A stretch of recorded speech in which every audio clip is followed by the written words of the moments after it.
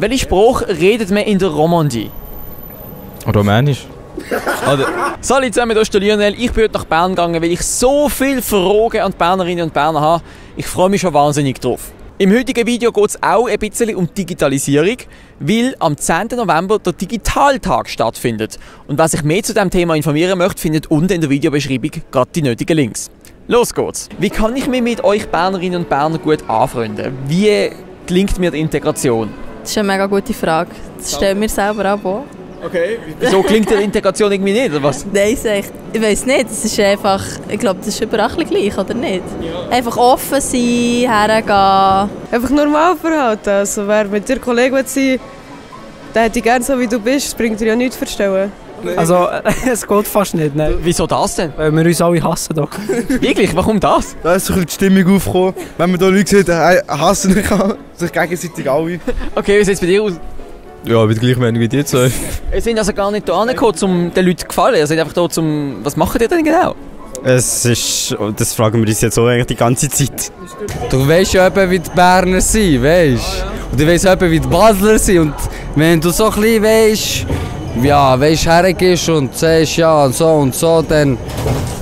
Weißt du, was ich meine? Überhaupt nicht. Was würdest du denn sagen, ist Bern die ideale Bundesstadt? Es ist halt einfach viel los hier, aber... Das ist sicher gut. Also wir haben einen super Dialekt, der beste. Und Bern ist eine schöne Stadt. Ich würde jetzt nicht unbedingt Werbung machen für Bern, weil die anderen Kantone gefallen mir auch. Also ich finde die schönsten Mädchen, Berner Mädchen. Du magst die Mädchen hier? Yes. Okay. Und irgendwo in Zürich sind sie halt so schickimicki. Bist du ein sehr digitaler Mensch? Benutzt du digitale Produkte in deinem Alltag? Ja, sehr viel. Kannst du uns ein Beispiel machen? Ja, also schon nur, wenn man zum Beispiel im Zug sitzt, bist du einfach am Handy, weil was willst du machen? Ja, Social Media. Ja, okay. Ja. Das benutzt du viel und gut? Ja. Okay.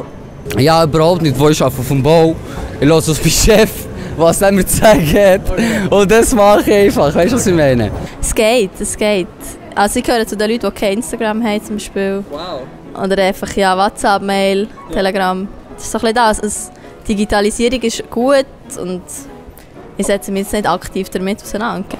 Also ich benutze vor allem das Handy viel, aber sonst ist es eigentlich easy. Also ich würde sagen, dass ich sonst nicht so extrem viel digitalisiert bin.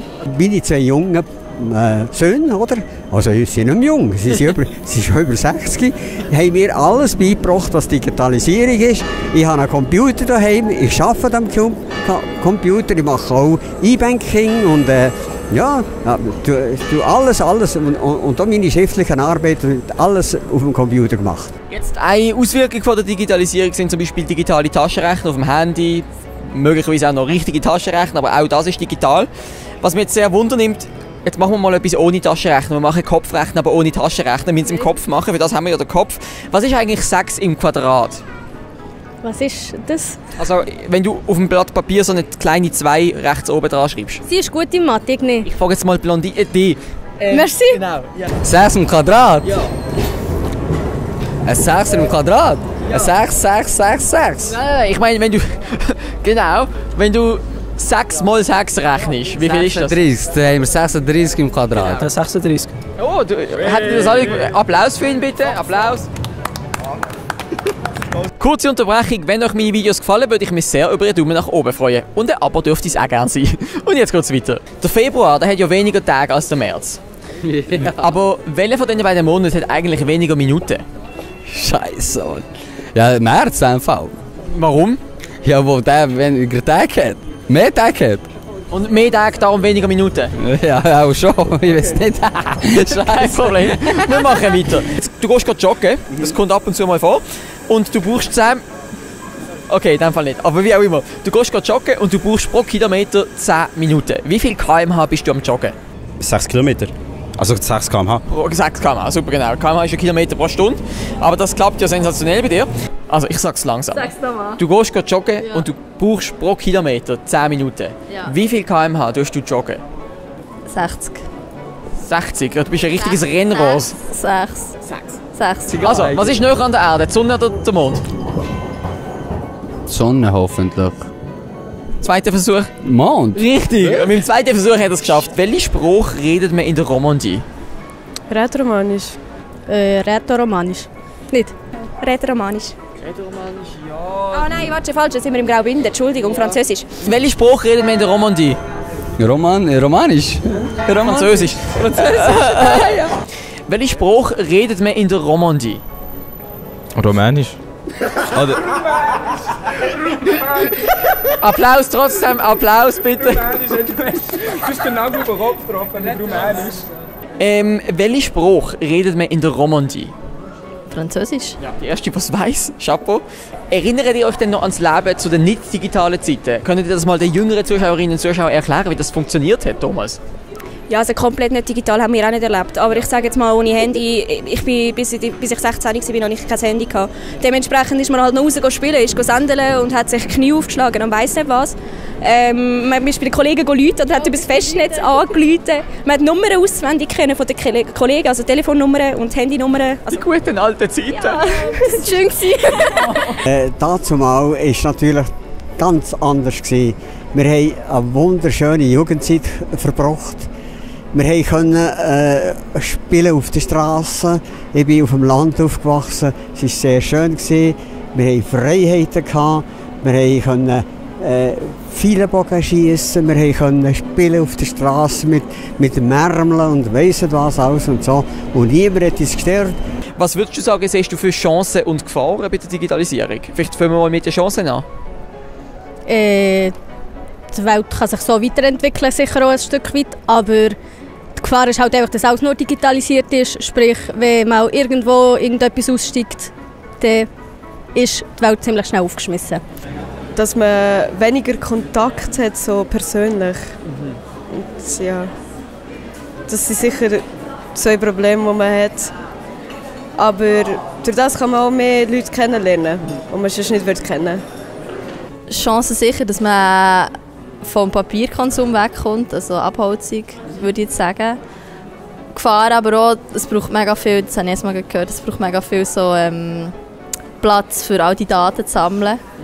Und für das braucht es halt auch wieder Rohstoffe, die man abbauen und so, für all die riesen Rechner. Ja, ich meine, die Jungen die haben heute nicht die gleichen sagen wir, die Schwierigkeiten. Es ist schlimm für die Jungen heute. Ich habe das schon manchmal gedacht, ich bedauere das, dass die Jungen heute so Mühe haben. Bei uns war das kein Problem gewesen. Seinerzeit, wo wir jung waren, hat man einfach gesagt, diesen Beruf möchte ich wählen und den haben wir machen. Das war kein Problem gewesen. Und heute müssen sie einfach schauen, was sie machen können. Und wenn sie noch irgendwie gehen schnuppern und so, haben sie manchmal wieder mal die Chance, dass sie dort hier etwas machen können. Und das tut mir eigentlich auch schon ein bisschen weh. Oh, Bro, ich weiß ehrlich gesagt nicht. Also bei der Digitalisierung, zum Beispiel jetzt bei Insta, weiss ich, dass man einfach so jemanden schieben und sich so treffen kann, weißt? Und ja, sonst musst du sich so live treffen, weißt du, was ich meine? Ansprechen. Also das ist eigentlich so ein Vorteil. Was ich gut finde, zum Beispiel daheim zum Chillen, weißt? Wenn ich mal nichts zu tun habe und mal ein bisschen schöne Frauen anschauen, weißt? Das ist zum Beispiel etwas gemütlich, aber es gibt auch viele Nachteile, weißt? Ich glaube, es ist eher das Problem die Überforderung der Menschheit. Also, nein, ja, das auch, aber vor allem ist es so, wir haben halt so viele Informationen und Sachen, die täglich auf uns einprasseln und unser Hirn muss das irgendwie auch alles können, ordnen und irgendwo eben können zuordnen und dementsprechend sage ich, ein grosses Risiko ist halt wirklich auch, dass gerade junge Mädchen, junge Buben halt überfordert werden mit dem ganzen digitalen Zeug. Eine Sekunde, um Digitalisierung. Willst du auch? Ja, bitte, komm. Ich habe meine Meinung ja genau, aber normale oder unnormale Welt momentan. Okay, ich frage Sie sonst die letzte Frage. Es tut mir leid, dass ich deine Frage hier einfach abbrechen muss. Alles gut. Was sind die Chancen und die Risiken von der Digitalisierung? Was finden Sie? Ich finde eine große Chance in bestimmten Bereichen, aber in anderen Bereichen finde ich gegen Abgrund. Ja. Absolut. Wer findet sich mehr Chancen? Hand offen? Mehr Chancen? Dann beide Hände auf. Put your hands up in the air. Okay, und wer findet sich mehr Risiko? Also weniger Chancen, mehr Risiko? 1, 2, oh tatsächlich? What? Oh, okay. Hätte ich nicht erwartet. Okay, herzlichen Dank für Ihre Zeit. Das war es mit diesem Video. Wenn es euch gefallen hat, würde ich mich wirklich sehr über einen Daumen nach oben und ein Abo freuen. Und wer sich mehr zum Thema Digitalisierung informieren möchte, findet wie gesagt unten in der Videobeschreibung sehr interessante Links. Und am 10. November natürlich noch der Digitaltag selber. Bis zum nächsten Mal. Tschüss!